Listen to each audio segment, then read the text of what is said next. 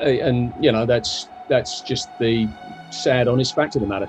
There's plenty of cities are sticking their heads in the sand or sticking their heads somewhere, and hoping it will go away. And that's too bad, because sooner or later something will find them out, and they'll look back and go, you know what, we could and should have prepared better for that. This is Straight Talk in the COVID economy, and my name is Larry Quick.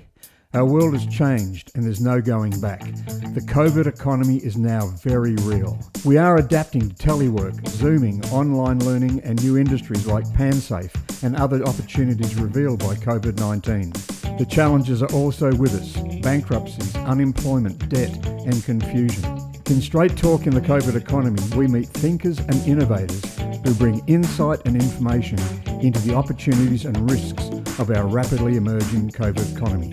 Straight Talk in the COVID economy is brought to you by Resilient Futures. This is alongside our partner, Impact Africa Network. Impact Africa Network is a non-profit startup studio in Nairobi on a mission to ensure young talented Africans have a chance at participating in the digital transformation of Africa as creators and owners. If grassroots change is something that excites you, visit www.impactafrica.network. By doing that, you'll be able to support, as donors and mentors, the Impact Africa Network. And today I'd like to welcome everyone to Straight Talk in the COVID economy, and in particular, all the way from San Francisco with a very British accent is Dr. Peter Williams, I should say. I'd like to welcome Peter. Hey, Peter. Hey, nice to speak with you. Great, and I'm hoping you're keeping yourself safe and sound in Danville, in just outside of in East Bay, San Francisco. Yes, indeed. That's great. So today's conversation, from a Resilient Futures perspective, one of the things we've become focused on is what we call the reality of planetary reliability. So we can talk about climate change to date, and it appears to be taken very subtly, and it's sort of ignored. Along comes COVID, and all of the issues of planet reliability or climate change tend to have disappeared into the background. And what we're talking about is to find out how organizational leaders and strategists can frame climate change as it's about being planet reliable, and be able to measure that and look at that in terms of extreme weather, eco-asset degradation, soil, air, water, and biodiversity. So, and also then looking at the opportunity in the idea of being planet reliable, or a planet reliability measured organization. And what does that mean for value generation, stakeholders and customers and suppliers and shareholders? So what is really important today is our conversation with Peter around this sort of issue, planet reliability. But just to give a bit of background to Peter, Peter has over 30 years experience in helping businesses and governments adapt to and make the most of new technology. Now that comes, there's a lot of competency and capability in that, but the focus is what really interests as well. He's a strategy and process consultant, but he was formerly the CTO of IBM's Big Green Innovations Unit. So that gives him the sort of tech capability, but also the development of IBM's smarter planet businesses in the areas of environmental management, water management, smart cities, disaster resilience, all focused on the idea of technologies, big data, Internet of Things, AI, blockchain, and also digital twinning to public infrastructure and public services. Now, of key importance is that the lead author on the UN's United Nations City Disaster Resilience Scorecard, and that's used by over 200 cities globally. And recently, he's led the pro bono creation of a further UN scorecard for resilience of industrial and commercial real estate. Now, he was accorded the honour of being an IBM Distinguished Engineer in 2009. He's lectured at Stanford University, and just recently, he's the lead author of a public health addendum to the City Scorecard, and is currently working on a pro bono critical asset management tool for cities. So if you're thinking cities or communities or even this obviously stretches into stability of social economics. It's much more than just the perspective of being somehow ready for climate change or being planet reliable.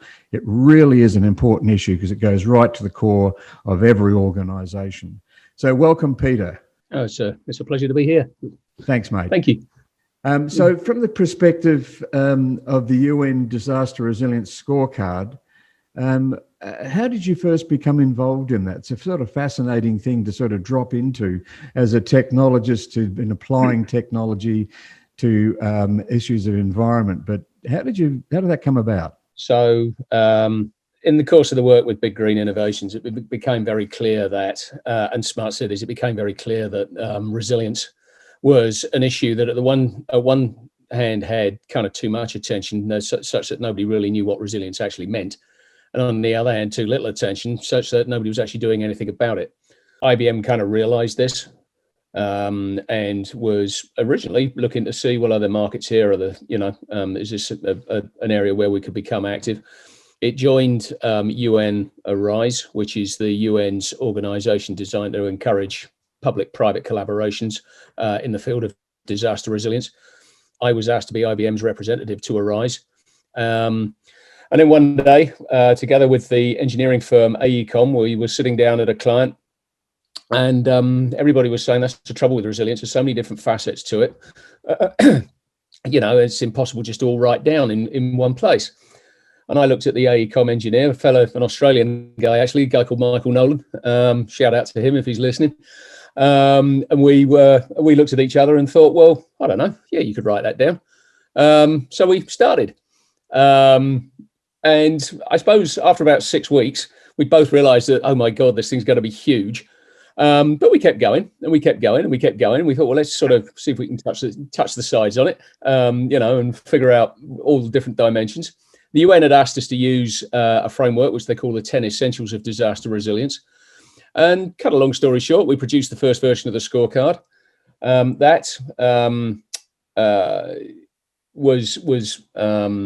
We really released that almost as a beta just to see what people would, how they would use it.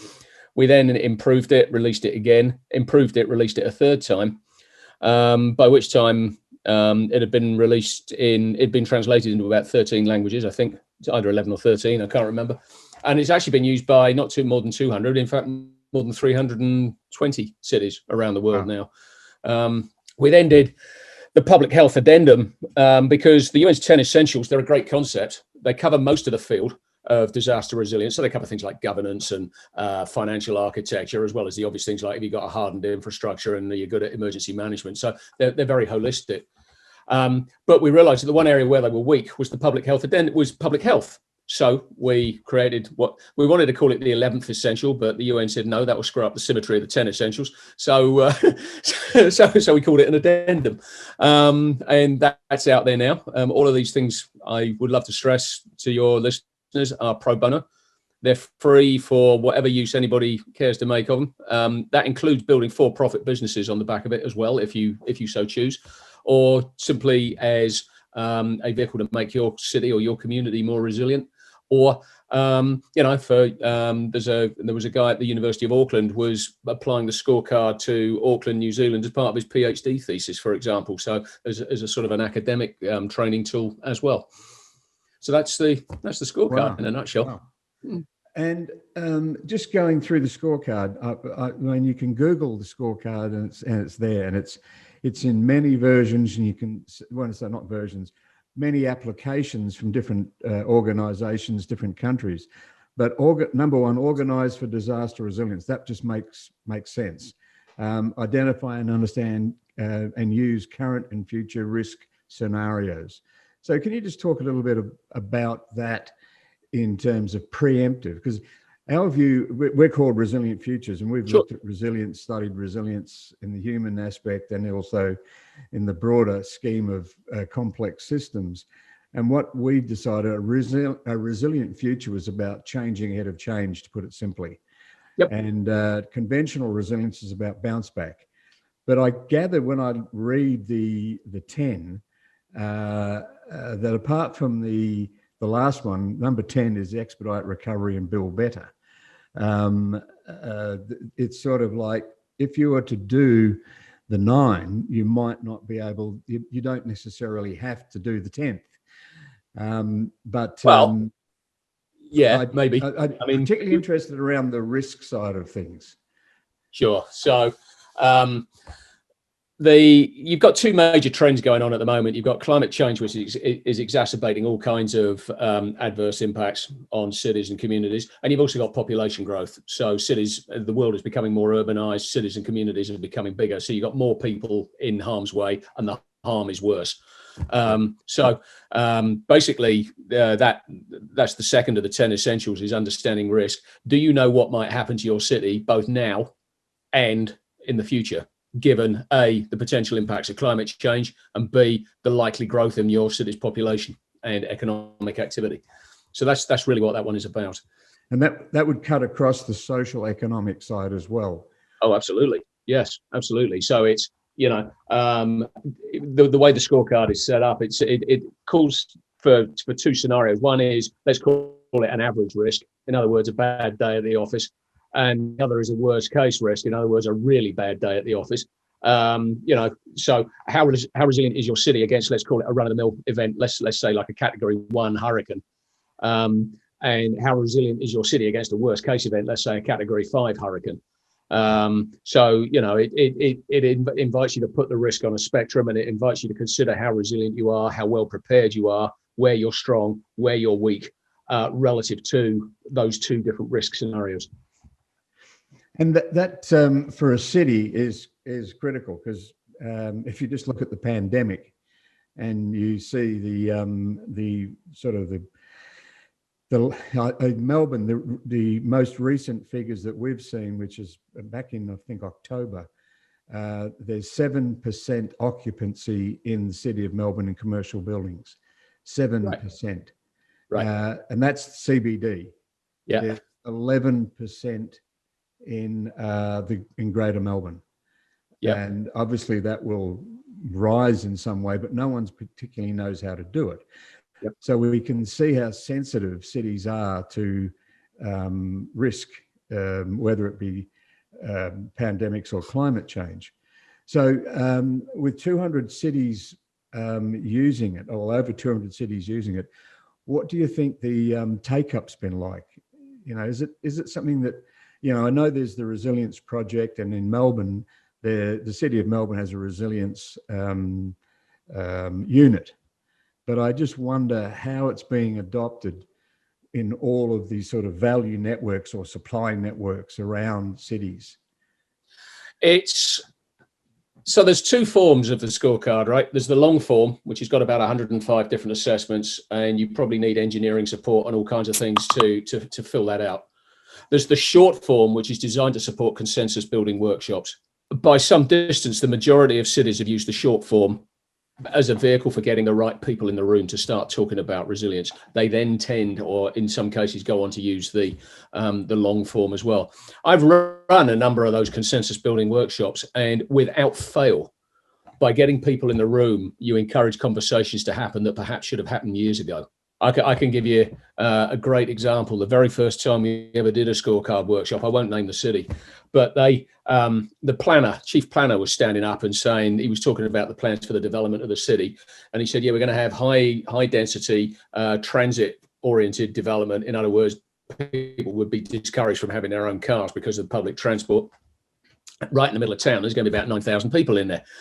And the head of emergency management for the same city, his eyebrows shot way up past his hairline. And he said, so wait a minute, there's going to be another 9,000 people that I'll have to evacuate because they don't have their own cars.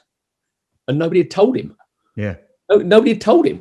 But armed with that, he was able to plan for it. We did another one. Again, I better not name the city, but this city is very prone to earthquakes, and it has a port. And people there are well aware that the port is, no, it's not San Francisco. And the people are very well aware that the port is seismically suspect.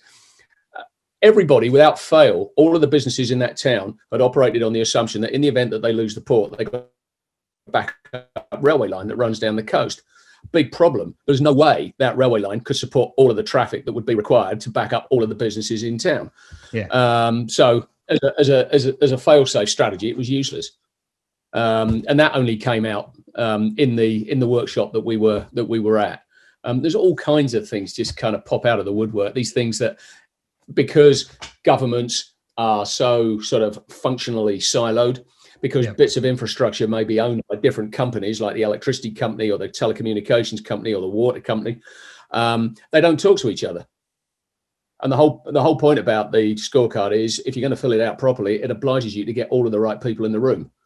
And when you're saying the right people in the room, we do community development work or economic development work. We've done it using our frameworks in the US and in Australia. And in fact, we're running a program at the moment on regional resilience, and it doesn't necessarily, it's like the first step, if you like, and it's a little bit broader than just looking at risk in terms of disaster. It's like looking at resilience in terms of jobs, et cetera, social cohesion and all those sorts of things. And education, because the difference that we see between cities and rural areas, or rural and regional areas, is shown up by, say, for instance, in the USA, where you'll have San Francisco being a Democrat state, and you'll have the rest of the regional areas being largely Republican. And the main reason for that is that cities have attracted so much business. This is where you go for your education, school to live, et cetera, et cetera.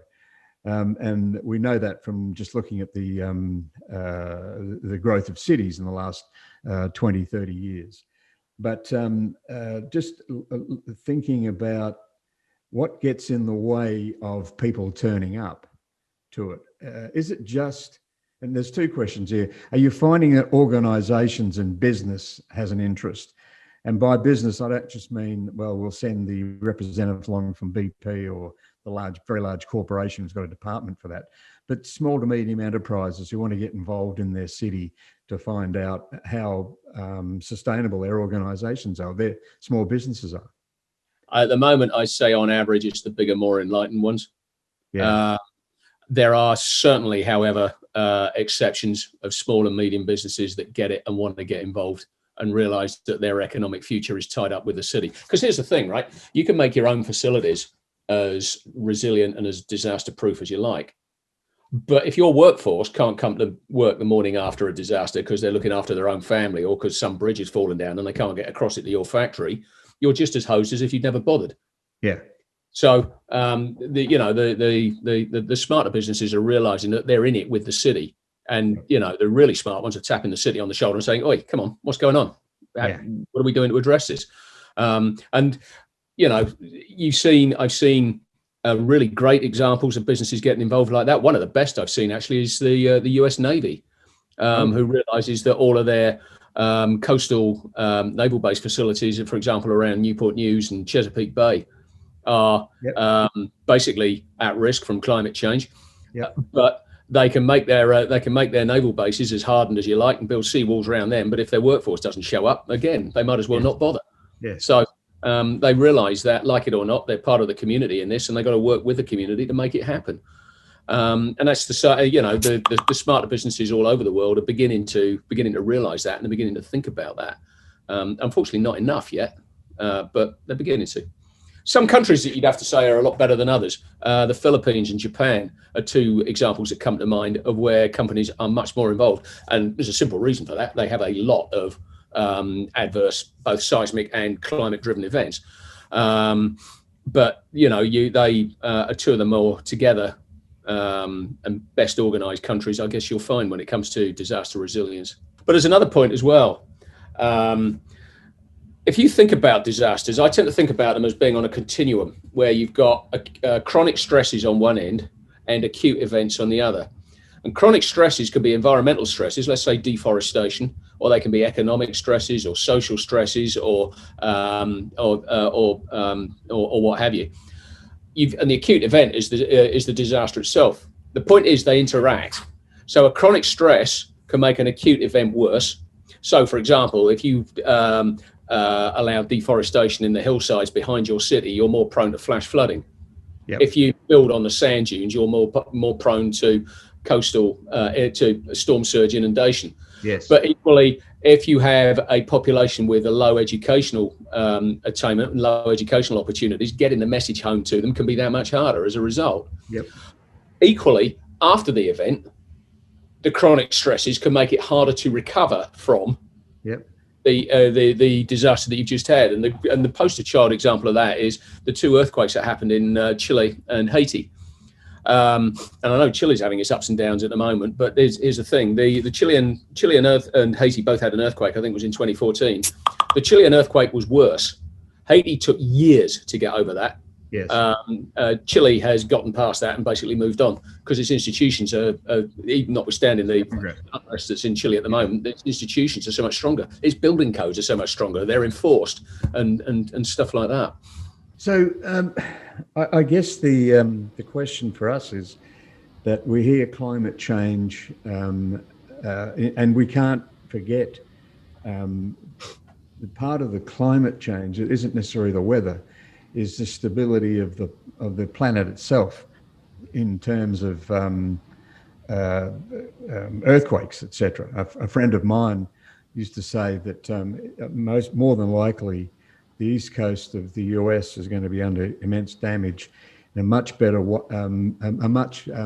larger form by an earthquake in the next 10 years than climate change. Now, I don't know how valid that argument is, but it's one of those things that we tend to forget about, that, earthquakes make a difference. And if you look at the sort of Indonesian tsunami and a variety of different things that have happened that make some of the smaller climate change events that were happening. But, I just wonder if if you think that the frame of reference that we have right now for whatever that disaster is the frame of reference correct? Because if you say 200 cities have picked this up, you go, well, that's great, but what's that against the amount of cities that in the world that should be thinking about this stuff? Oh yeah, I mean it's nowhere near enough. It's nowhere near enough. And that's just the sad, honest fact of the matter. There's plenty of cities are sticking their heads in the sand or sticking their heads somewhere, and hoping it will go away. And that's too bad, because sooner or later something will find them out, and they'll look back and go, you know what, we could and should have prepared better for that. As I say, some countries are much better than others, much better. And they tend to be countries that have experienced natural disasters of one sort or another. And they tend to carry that memory with them, and that over time that makes a difference. Which tends to be the likes of those that showed up during COVID-19 pandemic. They were much more. Some of those countries were much more equipped to deal with it, and to a certain extent, maybe a little bit blasé. Just thinking of some of the returns to some of those countries that were hyper prepared through previous epidemics. Yeah, I think, I mean, clearly those that have been through, SARS and had experience of dealing with a pandemic had a kind of like a head start. I'll put it in those terms, compared to countries that had not. I don't think there's any doubt about that. Yeah. Well, it takes me to think of the next 10 years. What we're looking at is the COVID is has been a crisis, a huge risk that no one was really banking on. There was no preparation, very, very small preparation, even though there's a lot of warning, if you're listening. Even Qantas, Alan Joyce, the MD, was quoted as saying, yeah, we had a pandemic in the risk register.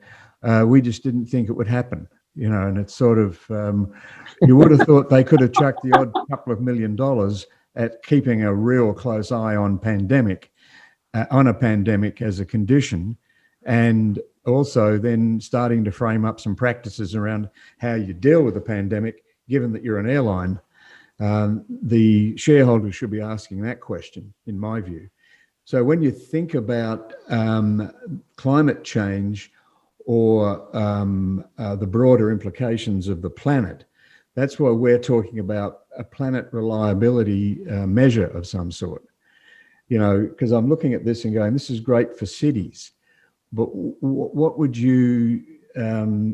be asked of an organisation to say, are you planet, you know, is your planet reliability measure, what does that indicate? Sure. There are sort of bits and pieces of that becoming visible, aren't they? So companies increasingly have to report material risks, climate-related risks to their stock exchange, their respective stock exchanges. You know, that's an example. You're increasingly finding that the big private equity firms are taking a look at the exposures in the companies they invest in, and that's not just from the point of view of making themselves look greener, but it's from the point of view of, you know, exactly what risk are we putting our money at. So you're beginning to find that, and you know, arguably in some cases it's been going on a long time. I remember when I worked for IBM, we did an exercise to model the spread of influenza pandemics shortly after I got to the United States, actually. So that would have been back in about 2002, 3, something like that. And with the modelling, it showed very quickly that actually a decent influenza epidemic would put IBM out of business. Following which, every year we got free flu jabs. You know, so it was just. Wow. And was that because of you wouldn't be able to get to the office in those days? Well, we operate in 160 countries. We were a highly interconnected company, you know, globally integrated. People jetting around all over the place. They wouldn't be now because of this pandemic, but they were then. And as I say, every IBM had free flu jab as a result. Yeah. Well, that makes sense, and I'm not too sure that even without the flu jab, too many tech firms have been in big trouble now. I think that's sort of somehow diminished as a risk for large tech, because most of them, you know, working from home was very easy. It is, and that's going to have some very, very interesting ramifications for all kinds of things to do with how cities are organised and how they're configured spatially. And you're going to find things like electricity demand patterns are going to move, water and sanitation demand patterns are going to move, and to some degree, infrastructures may be left behind. And you know, having too many people on a water system is one thing. Having too few on it is just about as big a problem, actually, because you don't have water transiting through the system rapidly enough, or if it's a sewer, you don't have enough liquid to flush the solids away. And you know, the system is more prone to going wrong. In other words, they've got a minimum satisfactory operating volume, just as they've got a maximum satisfactory operating volume. So yeah, sooner or later, in some part of the world, you're going to find that some city, by virtue of the fact that its central business district is, like, let's say, suppose it's Melbourne. Suppose it's 8% now, your number. Suppose it goes back to 50% once COVID is gone, because people have decided they like working at home. Suppose it goes back to 50%.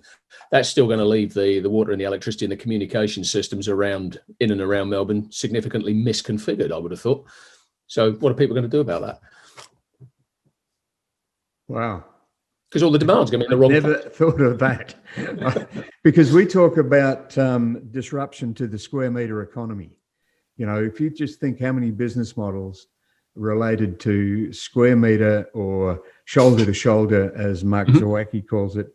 But, you know, just thinking about, you know, catch the transit, you know, up to San Francisco from Danville, and, you know, it's shoulder to shoulder in the morning. So all of a sudden it can't be shoulder to shoulder, or people don't want it to be shoulder to shoulder.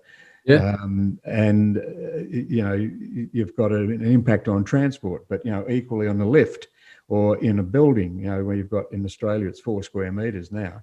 So what could have had 6 people has only got 2 people in. All of that sort of thing happening, and that automatically reduces the capability of the business model to operate, and equally then has an impact on cities as a whole, or dense, very dense urban environments. So, but then you have to think, as you're saying, you'd have to be thinking about water, sewer, maybe even electricity, if you're not using the volumes of electricity. And then we know from the work that we've done in teleworking, the social economic shift, like a village like ours is doing extremely well for the same reason, similar reason what you're talking about is people are using local toilet paper. So the supermarket that sells toilet paper is selling more toilet paper because there's more people going to the toilet than these days in the city. But and a lot of the clothing is being bought in local shops and online and all that. So the economics have dramatically shifted. People are going to their local gym rather than the gym that they might have gone to after work on their way home, sort of thing. That's right. So that pressure of utility shifts dramatically, and that's the linkages between the two is like there's a health issue over here to the toilet systems cannot carry a satisfying operating value, was it? Yeah. It can't operate. That's one reason why we wrote the public health addendum to the scorecard at the moment, and COVID has shown this big time, right? Public health professionals do their best, but they operate within their own functional silo. They take everything from a health point of view alone. Yes. So the result of that is when they call a lockdown and say we've got to introduce physical distancing measures, every public transport operator in the world throws their hands up and goes, what the hell? Because nobody told them. Yeah. And that's completely alien to their experience. They have no plan to deal with it. Yep. And from a medical point of view, it was an entirely sensible decision. Yeah. But with the benefit of hindsight, if the medical people had been involved in the pandemic planning, along with the transportation people and the electricity people and the water people, we'd be a long way further forward. Another one, the idea that you can pick up viral loads in sewerage, that's been known for a long time. Yeah. If people were worried about pandemics and planning for pandemics, it would have been a relatively simple thing to plan for as soon as the risk of the pandemic is relatively known to be relatively elevated, to start testing sewerage in every city for shed viral loads. With hindsight, it's well duh. What the name of the game here is to try to get foresight rather than hindsight by looking at what people have got right and got wrong and turning that into foresight for next time. Well, we've been working for a long time. The background in this particular area and the background of the methodologies we use is based on two things: complex systems and whole systems, and emergence as opposed to immediate conditions. Yep. We tend to operate in very single silos, not whole systems, even though all our organizations rely on whole systems, very, very complex capability, value network, supply chains, etc., very complex. And you only have to look at when Brexit happened, people didn't quite understand that there might have been water between the UK and the rest of Europe, but it was they're joined together physically in deep supply chains, etc. And I still don't think they've quite worked out the impact of what that's going to be. And that's digital as well as physical supply chains, that all of a sudden people are going, well, we don't want to have our financial services there. So the whole idea of organizational whole systems is critical for organizations to understand. And then you've got the whole thing of foresight, being able to understand what's the operating system, whole system in the emergent conditions.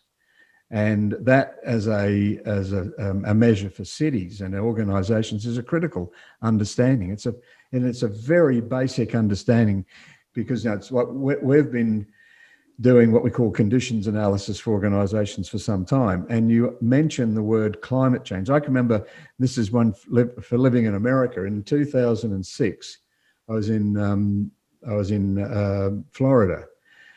And I talked about climate change, and they didn't quite know what I was talking about.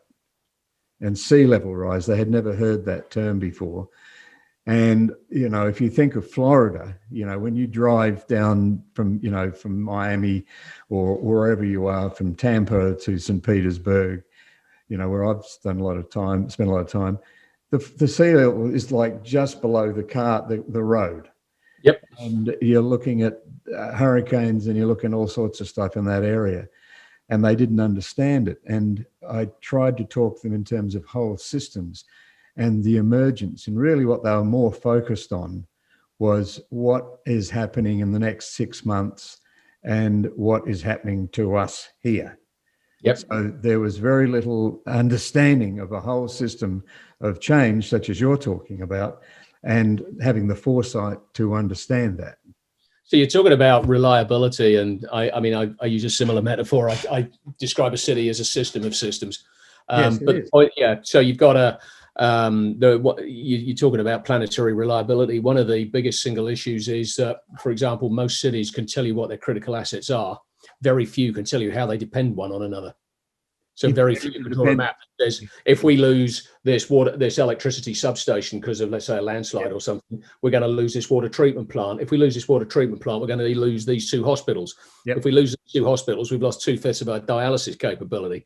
Yes. So you've gone from the energy system to the water system to the healthcare system, and you go back up that chain. If we lose this same electricity substation, we're going to lose all this section of streetlights. And we can expect crime to rise in those areas temporarily, or we're going to get traffic chaos in those areas because all the traffic signals are going to stop working. Yep. So all these cascading failures, the failure chains, they tend to come as a complete surprise. And that's a piece of work that I've just kicked off with the UNDRS now, is to come up with a tool that will allow cities to identify what their critical assets are, and more importantly, plot the linkages between them so that they can understand where those failure chains are. That's interesting you say that, because there's there's people who will see that as a unique piece of thinking, but it is such a critical piece of thinking. It's not just the tool. It's, do you understand why we do that these days? I mean, if you think about digital connectivity and physical connectivity, physical connectivity has grown exponentially since the Industrial Revolution. 200 years of Industrial Revolution, physical connectivity in terms of interdependence has really skyrocketed, exponential, as we say. Then if you look at digital, it's sort of been around since the 90s, that you've got 25 years of deep connectivity, digital connectivity, and the interdependence that goes along with that. And if you're working in digital goods as such, or even sort of cyber physical, where you can relay a good through 3D printing, those sorts of things, or localized manufacturing, you've got this huge connectivity that organizations have and cities have at the economic level. And you've got the social connectivity through social media and all of those sorts of things that we just don't understand. What we've tended to do is carry through a 19th century mindset of how the world works into the 21st century. And we've got the physical interdependencies globally, and we've got the digital interdependencies globally. And then we still treat globalization as some sort of thing that's just happened in the past 20 years. It's been going on for hundreds of years, globalization. And I just wonder, do you think that in putting these tools in, it actually gets people to go, oh my God, I've never thought about that. Those aha moments that well, that's the intention. That's absolutely the intention. The prime example of this was, and you might have been in the US by the sound of it when it happened, there was a huge power grid failure in the northeastern United States, southeastern Canada, back in about 2003, I think it was. Yeah. That originated on a hot day. A power line sagged in Ohio. It hit a tree branch and tripped out like it was meant to. What that meant was the grid was out of balance, which meant that other segments tripped out like they were meant to. One after another, after another, after another, 60 segments of grid tripped out. Wow. In turn, the Amtrak shut down, the people were issued boil notices, telecommunications shut down, 60 million people lost power, and so on and so on and so on, right? So you had that cascading failure, the failure chain. Here's the thing. with that segment of the 60 segments of the grid shutting down and 500 generating plants suddenly being bereft of demand as a result, with the exception of one faulty alarm system in one control room somewhere, the entire thing was operating as designed. It was meant to shut down in those conditions. It's just that nobody knew it was all linked together.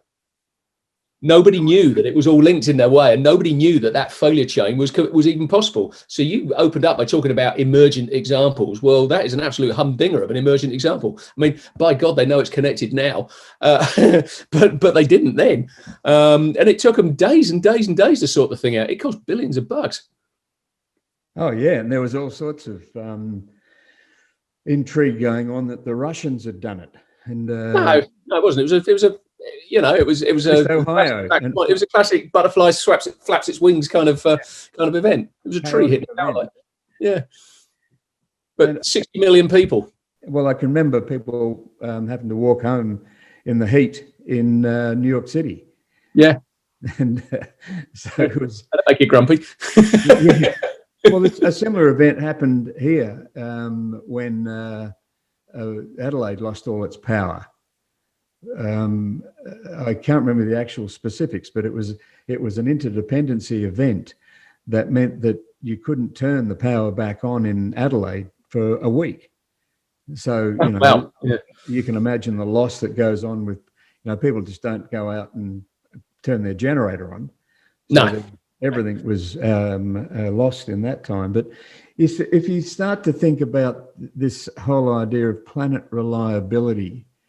And you're going to put a measure on it for an organisation.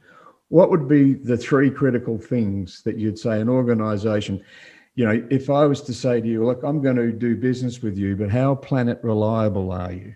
What do you rely on for the planet? And they didn't know. I mean, obviously there's going to be water. We're relying on it for water for, say if it's a cold drink company, water, et cetera, and you then say, well, how sustainable is your water? Obviously, there's air, there's soil, and all that sort of stuff. But some of the ones that are, wow, I didn't think about that. To be planet. Yeah, I think a lot of that might depend on the industrial sector you're in. So if you're in automobiles or electronics or semiconductors, aerospace, you might have a supply chain that's 15 or 20 tiers deep. In other words, your suppliers will have suppliers and they will have suppliers and they will have suppliers going 15 or even 20 tiers down. And you've got to understand, if you want to be planet reliable, one of the things you've got to do is understand where in there your critical items are. Yeah. So that's definitely one. At the same time, you've got to understand the environmental impact that you're having right the way through that supply chain. And that's what life cycle analysis is for. Understand the impact that is being had right the way through those 20 tiers. There are reporting mechanisms around, and in different parts of the world, companies have to report that stuff. But it's understand then who you are dependent upon and the conversations that you need to be having to manage that dependency. You're never going to escape the dependencies, but the conversations you need to be having to manage those dependencies. Understand how you can work with other governments in strange parts of the world where you happen to have a key supplier on whom you're critically dependent to help them become more resilient. Because if they're out of business, you're out of business. Yeah. Those kind of conversations, follow the linkages. And would you think that, because this is about narrative for us at this start, we talk about the organic narrative in putting an instrument into the world, a model or a framework or whatever it is. Right. We've been doing what we're doing in Resilient Futures on the idea of changing ahead of change to generate sustainable value and understanding how value, it's forced us down, what does value really mean? Mm-hmm. It's obviously related to values, people's values. and values get very personal and they can disconnect from the organization. So you can have people having extremely deep values, particularly when they've got kids and grandkids and that, but they disassociate from what the organization's doing. So the organisation can be talking, and there's a local supermarket chain here that says, we are the fresh food people. Well, if you do an analysis of the amount of fresh food they have, it's pretty almost zero. And it's huge. And then, you have a huge bank here that has just been caught up in a big Royal Commission we had into bank fraud and all that, and has got caught up very deeply in that. And it's still got a pitch line of more than money, blah, blah, blah, bank, more than money. We're about more than money. It's not accurate at all. So you do get that disassociation. But what we're trying to do with understanding what we call is you've got to work with the human condition. Yep. Because if you put a tool into somewhere, you've got to know that they're going to accept it for the reasons they want to accept. They've got to own it. So, putting, we test things over the 25 years we've been doing it. The one thing we know that doesn't necessarily make any change is climate change, unless you've got a crisis event on your doorstep. So, Australia had the fires here this time last year, and we're just about to enter our fire season. Well, yeah, we've just been through that here in California. Same deal. Well, you had it there, and it happens every year. Well, it happens every year here. It hasn't happened in 2019. It started in August. Now we haven't had a major series of fires yet, and we're at the 2nd of December. So something's going on there. But the loads that haven't burned have just become more critical. So, in 2019, people were, before COVID came along and wiped it away pretty quickly, the big concern was fire. And we just lost so much in the fire, socially, economically. It was a real tragedy and a crisis. But that disappeared in terms of the pandemic. And, so it's the organic narrative. What's the narrative that exists in the people? Right now, it's like, why should, I'm happy to wear a mask, or I'm not happy to wear a mask. If you mention climate change, they say, yeah, that's really important, and carry on doing what they're doing, because social distancing has meant they've got to work from home, they've got to sort the kids out. And all real stuff like working with the human condition is important. But what we're thinking about here is changing the narrative. So with climate change, it's just like a background term. You can say, the climate change is happening, and people go, yes, it is now, and we call it this. We have a little sort of funny analogy. We say that the parent has been told that the planet is going to end, finished at 1:00 tomorrow. And their response is, wow, who'll pick the kids up from school? You know what I mean? And it's like, it's meant to sort of be funny, but it's meant to go, bang, do you really get what we're talking about?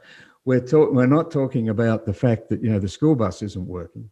We're talking about the loss of the planet. Now, okay, if I'm overstating that, then I apologize, but I'd rather overstate it than understate it, because I've only got one. So it's not like a school bus. So the issue really is the narrative. What's the narrative? I think we've lost it on the climate change and narrative. So we primarily work with organisations is to say, and communities, how reliable is your planet for you? And it's like planet reliability. Wow, I haven't thought about that. Well, you've got to have you've got to be planet reliable. Everyone's reliable on the planet. So, are you happy with your geographic based air quality? Because if you're not, then people are going to get sick and they're not going to buy from you. Are you, for instance, the fresh food people are feeding unfresh food and fat generating food. And they're creating a huge risk in the healthcare industry. And that, as you've said, is the interdependencies of that mean that becomes, obesity becomes the issue, diabetes becomes the issue, Right. and then Right. climate change creates a pandemic, because a lot of these viruses are so-called generated through these different changes in the climate. Do you get what you're doing? Are you planet reliable? So it's changing the narrative that we're talking about. And I'm really interested in the United Nations perspective, in your perspective, going to them.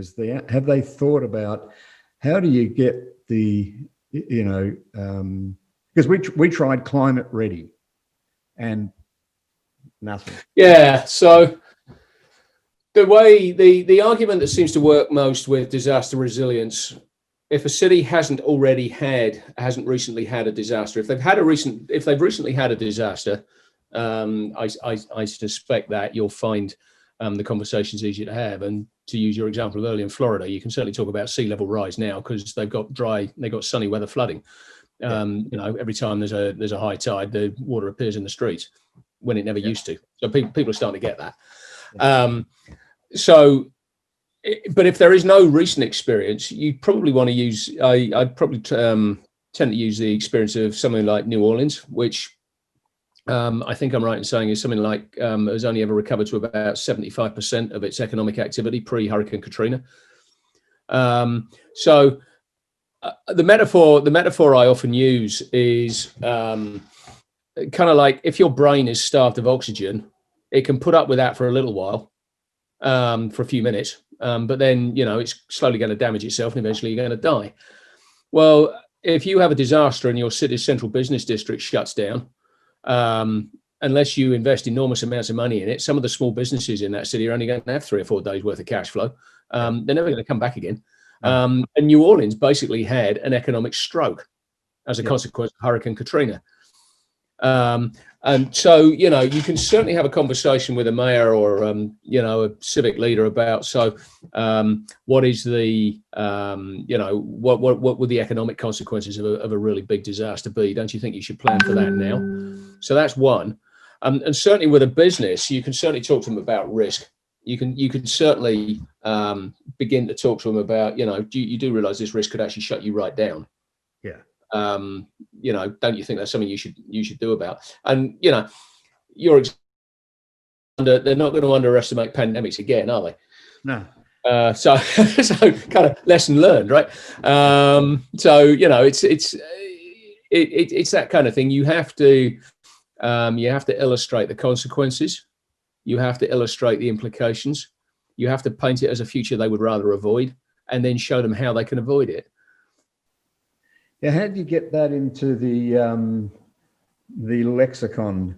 Because when we talk about value, we talk about profit as in surplus money, revenue minus costs, if you like. Profit is a surplus indicator of other value. It's a lag indicator of other value. So a lag indicator. So you get a whole bunch of things happening, say from an annual perspective, in a 12-month period, and you produce this indicator, which is money. But what else value what happened in that period of time? And it's how does one of the things we're thinking about is how does planet reliability impact your ability to generate sustainable value? And it's also that, and it's the notion of materiality. If there are risks there that are material to your business, increasingly you're being held to account by regulatory authorities around the world to demonstrate that you plan for them. If the risk is material and you haven't dealt with it, all other things being equal, sooner or later that's going to show up in your stock price and in your cost of capital. Yeah.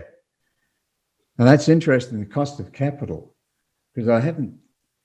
So what you're saying is that if the risk profile elevates itself to a point, the first point, one of the points, apart from shareholders getting a bit jumpy, is because I'm just thinking Florida, and the cost of insurance in Florida. That was one of the keys that we got to. Yeah, right. Oh, and also from an economic development point of view. So if I'm a company that wants to build a large industrial plant somewhere, and I got a choice of two venues, it's quite conceivable that the resilience and the disaster proneness of each of those venues will be a factor driving my decision. Yeah. It's because that's going to add to the total risk load on the company. That is going to increase my cost of capital. So I've got to demonstrate that I'm moving away from those areas of risk, just as companies will move away from geopolitical risk and take steps to shield themselves from that. They're going to have to start thinking about moving away from climate risk and locating plants in more sensible places and taking the right precautions and building redundancy into their supply chains. I mean, people started looking askance at just-in-time supply chains right after the Thai flooding shut down Toyota, right? The Bangkok floods in 2010.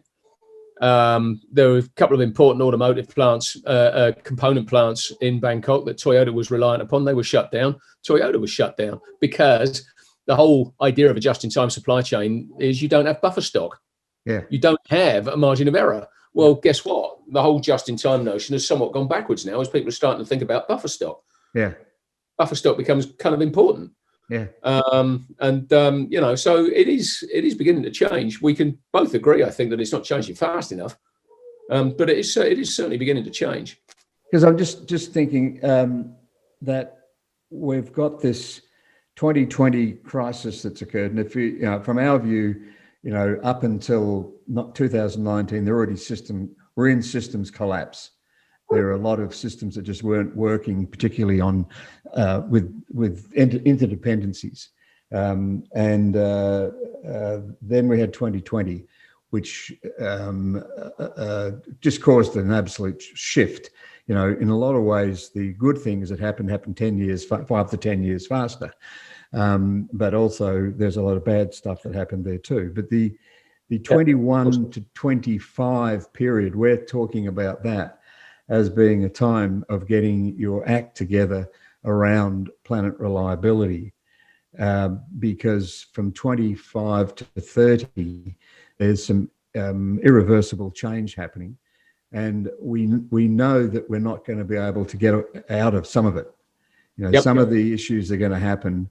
There is going to be the need for a bounce back from shock, definitely. Yes. And if you look at the 9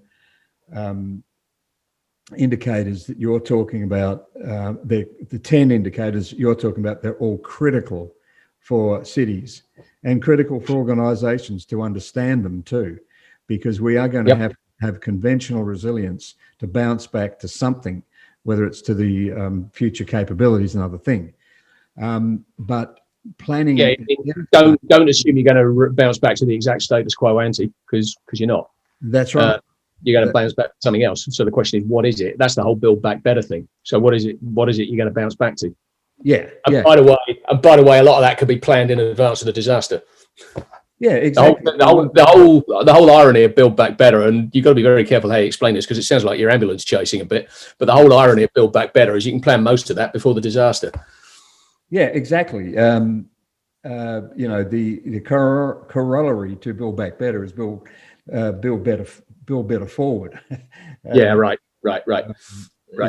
It's but how do you get people's attention to that so that they are able to express it to, as you've talked about, as a material risk, but cost of capital, shareholder, supply chain redundancy, etc. They're all issues that a shareholder is going to want to know. Because if I'm looking at a degrading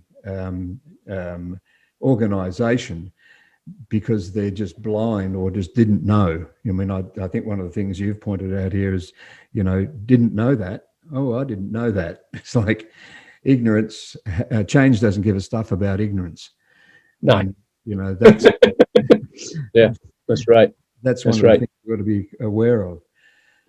So in closing, Peter, you've said there's a lot of richness in what you've said here today, but if you could, summarize in one key statement or a few statements, how would you sort of encourage people to start thinking more deeply about crisis or disaster resilience, and starting to think, I mean, I think the idea of build back better, we're going to have to do that, but we're also going to have to build better forward. What's the starting point? We've got the United Nations index, the 10 key points for cities. What about organizations? I think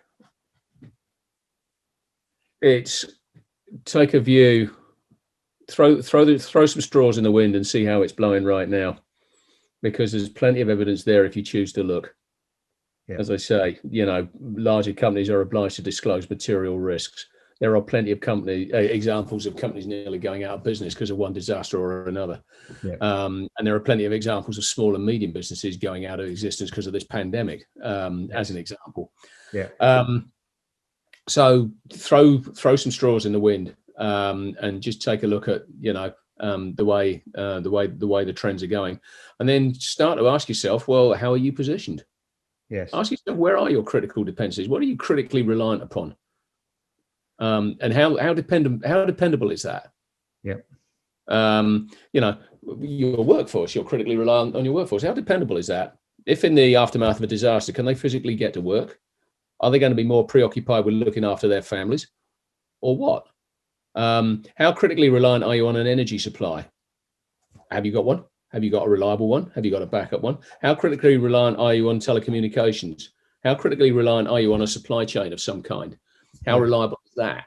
How reliable are your key suppliers? And start asking those questions. You probably won't get answers to all of them straight away, because people won't want to tell you, because they'll know damn well they're not reliable. But at least start asking the questions. Yeah. Start thinking about that. Yeah. And then the corollary of that is, to the extent that the unreliability has been driven by climate change, to what extent are you part of the problem? Are you actually driving climate change, or are you doing something to combat it? Yeah. If you're part of the problem, that you spend, if you're on the one hand you're chucking pollution out of the air that's causing global warming, that on the other hand you're spending money to combat, well, that doesn't strike me as a particularly sensible equation, right? So start thinking about the extent to which you're contributing directly or indirectly to that same lack of reliability that on the other hand you're trying to combat. Yeah. It's kind of I think that's the sort of sentiment that I would have. And there's none so blind as those that will not see. There are going to be plenty of people that don't get it and can't be bothered and don't want to, and deny it and pretend it's not going to happen, and so on and so on. But at the same time, more and more people are. Which side of history do you want to be on? I think that's a big question. When you get to a certain age, you have to start thinking about legacy. Oh, that is, unless you're a narcissistic president. No pun intended. I think that I couldn't possibly comment. Yeah, but you have to be thinking about what's the legacy you're going to leave. And if you've got kids and you've got grandkids, it's all about legacy, because it's what we do in the next 5 to 10 years that makes the difference. Yeah, I just want to thank you so much for your work that you've done. Now I know the story of how that came about, how the UN's City Disaster Resilience Scorecard came about. I'm in awe of it sounded to me like, oh, there was a big commission that took place, and there's it was AECOM to go out. It was a joint combination of IBM and AECOM, myself personally, and Michael Nolan, who at that time worked for AECOM, supported by a fellow called Dale Sands, who I still know well and who is still very active in this business. He's retired from AECOM now, but he and we still do this kind of stuff, and it just took off from there. It really did. Well, I'm just hoping that sort of organic innovation and that narrative, because that's an organic narrative. The City Disaster Resilience Scorecard is a narrative, and it's a measure that narrative grows by, and I think it's very, very important. So can everyone, we'll put up on the website some of the links you've given us, but Google UN City Disaster Resilience Scorecard, and we'll be keeping that very close in sight when we're looking at planet reliability particularly in communities, but more so in organisations. So, Peter, thanks so much for your time today. It's been a pleasure. It's been an absolute pleasure. Again in the future. Yeah, very cool. I would welcome that. Thanks a lot. Thanks, mate. See you now. We hope you've enjoyed this Straight Talking the COVID Economy podcast. Thank you for listening. And please subscribe on your preferred podcast platform.